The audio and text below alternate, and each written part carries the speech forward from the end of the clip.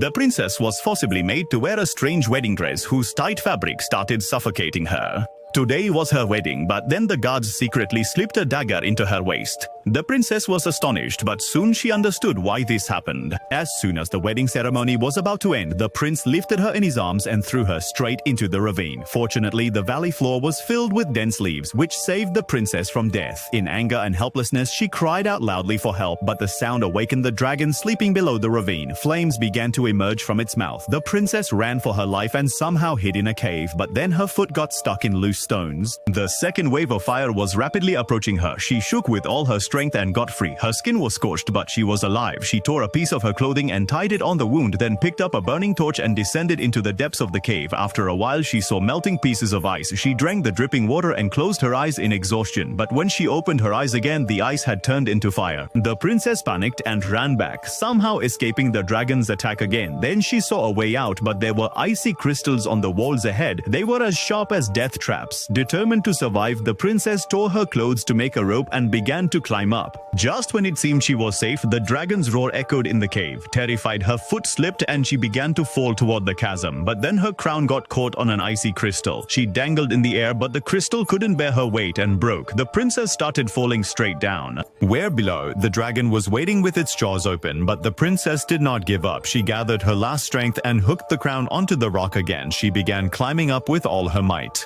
Finally, they reached the cave's entrance, but their hopes were shattered there as there was a deep chasm outside. Far below, some villagers could be seen. They shouted for help, but no one